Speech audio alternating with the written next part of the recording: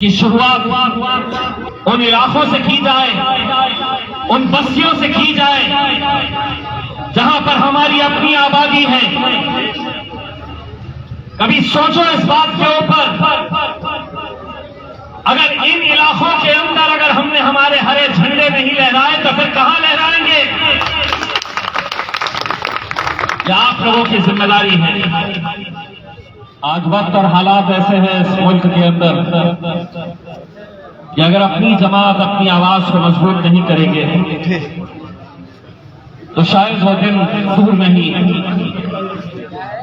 जब सारे जुल्म सितम हमारे ऊपर आजमाए जाएंगे, जा रहे हैं,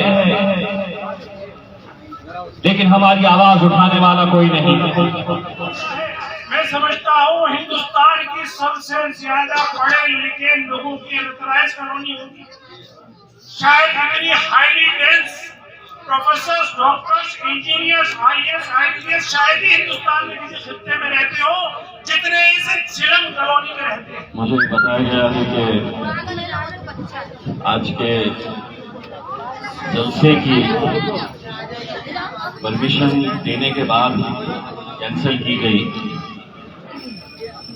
इसको क्या कहते हैं जानते हैं आप? इसको खौफ कहते हैं, डर कहते हैं। वो ये समझ रहे हैं कि एक जलसे की इजाजत कैंसिल करके तुम हमारी आवाज दबा देंगे।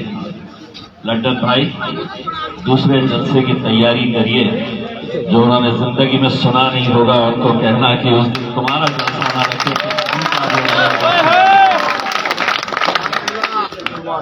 अल्हम्दुलिल्लाह आज हमें खुशी है कि लंदन भाई कौसर इमाम सिद्दीकी साहब हमारे इस वार्ड से इलेक्शन लड़ रहे हैं। उनके लिए मैं आप तमाम लोगों से ये अपील करने के लिए आया हूं कि मजलिस इत्तेहादुल मुस्लिमीन एक ऐसी जमात जिसकी शुरुआत तो हैदराबाद में हुई और लोग ये कहते थे कि ये सिर्फ हैदराबाद तक महदूद एक जमात है जो वहां के मुसलमानों के लिए, दलितों के लिए, पिछड़े वर्ग के लोगों के लिए लड़ती है, आवाज उठाती है। धीरे धीरे जब मजलिस बाहर फैलना शुरू करी तो लोग कहते थे कि नहीं, इन्हें कामयाबी नहीं मिलेगी। आज अल्हम्दुलिल्लाह इतने सालों तक जो बैरिस्टर असदुद्दीन अवैसी साहब पार्लियामेंट के अंदर अकेले बैठा करते थे, अकेले लड़ा करते थे, नरेंद्र मोदी की आंखों में आंखें डालकर उनसे सवाल करा करते थे, ये आप लोगों के दुआओं का नतीजा है कि आज बैरिस्टर असदुद्दीन अवैसी साहब के पीछे उनका एक भाई भी जाकर बैठा है और वो सिर्फ आपकी दुआओं की वजह से मुमकिन हुआ। आज वक्त और हालात ऐसे हैं इस मुल्क के अंदर कि अगर अपनी जमात अपनी आवाज को मजबूत नहीं करेंगे तो शायद वो दिन दूर नहीं जब सारे जुल्म सितम हमारे ऊपर आजमाए जाएंगे, जा रहे हैं, लेकिन हमारी आवाज उठाने वाला कोई नहीं। क्या वजह है कि इस मुल्क के अंदर तमाम जाति, धर्म और मजहब के लोगों का पॉलिटिकल रिप्रेजेंटेशन, चाहे वो लोकसभा के अंदर हो, विधानसभा के अंदर हो या महानगर पालिकाओं के अंदर हो, हमारी आबादी तो बढ़ रही है लेकिन उन ऐवानों तक हम पहुंच नहीं पा रहे हैं। अगर कभी संजीदगी से इस बात के ऊपर सोचे तो ये बात समझ में आएगी कि अगर इस मुल्क में सबसे आसान काम सियासी पार्टियों के लिए कुछ है तो मुसलमानों को बांटने का काम। किस तरह से हमें इलेक्शन के वक्त में बांटा जाता है, ये एक सच्चाई है। ये दिल्ली की पूरी आवाम में जिसमें मुसलमानों का बहुत बड़ा हाथ था, उन्होंने आम आदमी पार्टी का साथ दिया। हमने इलेक्शन नहीं लड़ा, उस वक्त हमें भी उम्मीद थी कि चलिए कोई ना कोई हमारी आवाज से आवाज मिलाने वाला रहेगा। लेकिन पिछले 5 सालों के अंदर जब कौम को जरूरत पड़ी, जब तुम्हें लगा कि जिस नुमाइंदे को मैंने चुनकर भेजा है, जिसको जिताने के लिए मैंने दिन और रात मेहनत की, जिसके लिए मैंने दुआएं मांगी, मुझ पर जब आफत आई, मुझ पर जब परेशानी आई, तो उसने मुंह फेर दिया। आज अगर यहां पर मजलिस के 15 उम्मीदवार, जैसा कलीम हफीज साहब ने कहा है, किसने रोका था हमें? हम 100 उम्मीदवार खड़े कर सकते थे, 150 कर सकते थे, 200 खड़े कर सकते थे, लेकिन हमने भी ये तय किया कि शुरुआत उन इलाकों से की जाए, उन बस्तियों से की जाए जहां पर हमारी अपनी आबादी है। कभी सोचो इस बात के ऊपर, अगर इन इलाकों के अंदर अगर हमने हमारे हरे झंडे नहीं लहराए तो फिर कहां लहराएंगे? यह आप लोगों की जिम्मेदारी है। आज बहुत सारी साजिशें चल रही है। आम आदमी पार्टी वाला सोचता है कि कांग्रेस जीत जाए चलेगा, कांग्रेस वाला सोचता है आम आदमी पार्टी वाला जीत जाए चलेगा। लेकिन मजलिस ने यहां पर कदम नहीं रखना चाहिए, मजलिस ने जीतना नहीं चाहिए। 250 सीटें हैं, हम महज 15 सीटों पर। अगर आपके पास कल कोई कांग्रेस का उम्मीदवार आता है, कल कोई आम आदमी पार्टी वाला आता है और कहता है कि मुझे वोट देना, तो उसको कहना तेरे लिए हमने 235 छोड़ रखे हैं, ये 15 मेरे मजलिस के हैं और यहां पर हम सिर्फ मजलिस को जिताएंगे। एक एक घर में जाकर ये पैगाम दो और देखो आने वाले 5 सालों के अंदर 235 एक तरफ रहेंगे और अल्हम्दुलिल्लाह मेरे 15 शेर एक तरफ बैठेंगे। ये पैगाम दो। हम नहीं कह रहे आपसे 235 बची हुई सीटों के ऊपर आपको जिसे देना है आप दीजिए, लेकिन जिस इलाकों के अंदर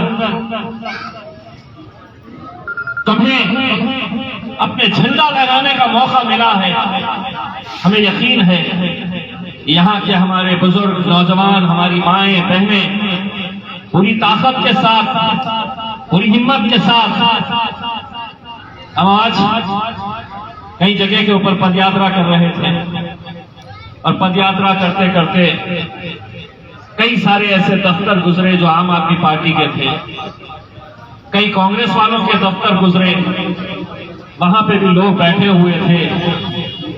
हमने हमारी तहजीब के हिसाब से उन्हें सलाम जरूर किया और उन्होंने सलाम के जवाब में इशारों में कह दिया है कि आप चले जाइए, मफलर तो उनका पहने हैं लेकिन इस बार मजलिस को ही कामयाब करेंगे। बहुत बड़ा धक्का लगने वाला हमारे गढ़ में हम आए हैं और इंशाअल्लाह अगर आप लोगों का साथ रहा तो इस गढ़ के अंदर उन्हें गाड़ के जाएंगे। बस आप लोगों के जोश को, आप लोगों के जज्बे को ऐसे ही बरकरार रखिए। मैं लड्डन भाई से ये कहना चाहूंगा कि ये 4 दीवारी के बीच में आपने जलसा लिया है, इसीलिए सारी बातें हम यहाँ पर नहीं करेंगे। जब आपका दूसरा जलसा रहेगा तो सारी गलियों के अंदर लाउडस्पीकर लगा देना ताकि वो भी सुन सके कि हम क्या बोलने। आखिर हमारी तरफ चारों तरफ से जो हमला हो रहा है, हमारे नौजवानों का मुस्तकबिल अंधेरे में है, हमारी माओ बहनों पे तरह तरह के ताने तशनी की जा रहे हैं, हमारे कारोबार पे कब्जे लगाए जा रहे हैं, हमारी शिनाख्त के इम्तिहान हो रहे हैं, हमारी मजहबी शिनाख्त खतरे में है, हमारी हिंदुस्तानी शिनाख्त खतरे में है। इस तरह के तमाम हमले हम पर हो रहे हैं। आखिर इसका हल क्या है? दोस्तों, बुजुर्गों, ये बहुत ही अहम वक्त है सोचने का, क्योंकि इस मुल्क में जमहूरी निजाम है। जमहूरी निजाम में एक सियासी पार्टियां या सियासी हुकूमत करती है अब उस हुकूमत में चूंकि हमारा कोई दखल नहीं है, कोई अमल नहीं है, इसलिए हमारी बात कहीं नहीं सुनी जाती। हम सिर्फ अपने घरों में, अपने मोहल्लों में, अपनी गली में चीख पुकार कर रह जाते हैं। ज्यादा से ज्यादा बहुत बड़ा तीर मारते हैं तो उर्दू के अखबार में अपनी खबर छपवा देते हैं, वो खुद ही पढ़ लेते हैं। इससे ज्यादा यानी हम हिंदी के अखबार में और अंग्रेजी के अखबार में तो अपनी खबर भी नहीं छपवा पाते। ये सूरत हाल है। आप जिस ओखला यानी अबुल फजल जाकिर मिल्लत जिस पर आता है, मैं समझता हूँ हिंदुस्तान की सबसे ज्यादा पढ़े लिखे लोगों की एंटरप्राइज कॉलोनी होगी। शायद इतनी highly dense professors, doctors, engineers, IAS, IPS शायद ही हिंदुस्तान में किसी खित्ते में रहते हो जितने इस झिलम कॉलोनी में रहते हैं। लेकिन अफसोस की बात यह है कि आज तक हम अपनी सियासी रहनुमाई, अपनी सियासी क़यादत तय न कर सके। सबसे पहले हमने एक कांग्रेस के नुमाइंदे को यहाँ पे जिताया और उस कांग्रेस के नुमाइंदे को इसलिए जिताया कि शायद वो हमारी रहनुमाई करेगा, लेकिन वो 15 साल तक लगातार जीतता रहा। उसके बाद एक और साहब आए, वो भी फिर कांग्रेस में शामिल हो गए, वो भी जीत गए, लेकिन इस इलाके की हालत नहीं बदली। रातों दिन यहाँ से आए दिन, चाहे वो बटला हाउस एनकाउंटर हो या आतंकवाद या LPA या टाडा या कोटा के नाम पे हमारे नौजवान उठाए जाते हो या हमारी और तरह तरह की जो हसीयतें या मुसीबतें हो, वो सब इस इलाके में हमें दी जाती रही। और हम बार बार एक कांग्रेस का MLA हुआ करता था जिसका नाम परवेज हाशमी था, हम सब नजर उठा के उसकी तरफ देखते थे, लेकिन चाहे वो बटला हाउस का एनकाउंटर हो या कोई भी मसला हो, उस शख्स पे कोई असर नहीं था। और न कांग्रेस की जान पे छू रहेंगी, आपके साथ मुसीबतें और परेशानियां आती रही। आखिरकार आपने सब तंग आकर, मैं आपको एक सीक्रेट बात बता रहा हूँ, मैं आपसे दरखास्त करूंगा, उसके बाद में ताली बजाने देगा, लेकिन उससे तंग आकर फिर हमने एक ऐसी पार्टी को आजमाया जिसे आम आदमी पार्टी कहते हैं। ये आपके सामने आपका खादिम खड़ा है। 2014 में रोड में फॉर इंडियन मुस्लिम्स आम आदमी पार्टी का खादिम ने बनाया और उसको कहा केजरीवाल को कि तुम हमारे मुसलमानों की बदहाली का काम करना, अपनी कुछ ऐसी पॉलिसी बनाना ताकि मुसलमानों की जो परेशानी है वो हल हो जाए। खासतौर से 2 तरह की परेशानी हमारी है, पहली हमारी शनाख्त और दूसरी हमारी तालीम और तीसरी हमारे इलाके में जो सुख सुविधाएं होती है, इनके पीने का पानी, सड़क, सीवर लाइन। उस शख्स ने हमसे वादा किया कि मैं करूंगा और हमने भी फिर उसके नुमाइंदे को जिताया, लेकिन उसका नुमाइंदा भी आज 8 साल से आता है। दिल्ली वालों याद रखना, कोई नहीं है सिवाय MIM के। हमारे जितने प्रत्याशी हैं वही उम्मीद पे है कि हम पार्टी को और अपने आप को मजबूत कर रहे हैं। आने वाली नस्लें अगर पूछेगी तो इंशाल्लाह हम जवाब देंगे। वैसी साहब फक्र से बोलेंगे, हमारे पीछे हमारी आवाम पूरे हिंदुस्तान में एक साथ आवाज लगा रहे, हम एक। हमारी पार्टी काउंसलर की भूखी नहीं है, हमारी पार्टी सिर्फ और सिर्फ आवाम की खिदमत की भूखी है। और इंशाअल्लाह ताला मुझे उम्मीद है अगर हम उस प्रोग्राम पे पहुंचेंगे तो सिर्फ और सिर्फ आपके फायदे के लिए डोर टू डोर दरवाजे पे जाके कहेंगे, दरवाजा खटखटा के पूछेंगे, मेरी माता और बहनों कोई परेशानी हो बताओ, हम आपकी खिदमत में हाजिर हैं। हम आपके मोहताज रहेंगे, आपके काम के मोहताज रहेंगे। जीतने के बाद हम आपका इंतजार नहीं करेंगे, हमारी वो पार्टी है। और आप लोगों को यकीन दिलाता हूँ अगर ऐसा वक्त आता है तो इंशाअल्लाह ताला पूरे दिल्ली के वार्ड में अगर 2819 अगर टॉप पे नहीं आया, 3 मंथ में जो फैसिलिटियां दूंगा और जो काम करूंगा, हैदराबाद से भी आपके पास जवाब नहीं होगा बोलने के लिए कि कैसा उम्मीदवार दिया तुमने कि दुनिया तारीफ नहीं, पूरी दिल्ली तारीफ कर रही। ये कूड़ा, ये कचरे के डब्बे, ये सब इंशाअल्लाह ताला अंधेरों में ही गायब हो जाएंगे, रोशनी में सिर्फ सफाई सफाई दिखेगी। ये मेरा आपसे वादा है। ये पद का भूखा लड़न नहीं है, वैसी साहब अपने नाम के भूखे नहीं है। ये तो एक हमारा मजबूत एक संस्था है जो वैसी साहब अपने जंगलों में अकेला ही शेर की तरह घूमते हैं। जितना बड़ा जानवर आ जाए, आपने निशान देखा होगा डिस्कवरी पे, कभी कभी हाथी भी शेर से भागते हैं। ये बीजेपी क्या है, कांग्रेसियों की तो बात छोड़ो। मैं आप लोगों को यकीन दिलाता हूँ आने वाला 2 तारीख को बंद होगा और आने वाले 4 तारीख को वोट सिर्फ एक ख्याल पे डालना, अपने आप को मजबूत करने के लिए, सिर्फ अपने आप को मजबूत करने के लिए। वो अगर आप अपने आप को मजबूत किए, हमारे वैसी साहब मजबूत हो गए और उनके जितने भी एमएलए और काउंसिलर और सांसद हैं वो एक आवाज के भूखे हैं। आवाज दो हम एक है और इंशाल्लाह वहां सबसे आगे मिलेंगे, मगर शुरुआत करनी पड़ेगी।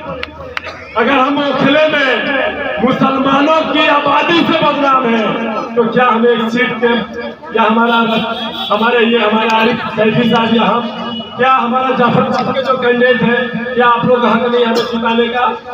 क्या आप लोग हक नहीं हमें वोट देने का? क्या अपने आप को मजबूत करने का हक नहीं है? मैं यकीन दिलाता हूँ मेरे माँ बहने, हिम्मत मत हारना 4 तारीख तक। मुझे पता है घर की भी जिम्मेदारी है, हमें पता है बच्चों की भी जिम्मेदारी है, मगर फिर भी मैं हाथ जोड़ के विनती करता हूँ। मुझे उम्मीद है लटन की बुलाहट पे और ये बुलाहट पे सारा कुछ छोड़ के हमारे साथ आप लोग, मैं खुद नहीं लेता हूँ जब तक प्रजा मुझे नेता नहीं बनाएगी, और जब तक प्रजा मेरे लिए नेता और मेरे लिए दीवार नहीं बनेगी, मैं उनके लिए कुछ भी नहीं। मेरा सब कुछ आप लोग हो, मैं आप लोग पे भरोसा करता हूँ, मेरा पीआर आप लोग हो, मैं आप लोग का भरोसा खड़ा मिलूंगा।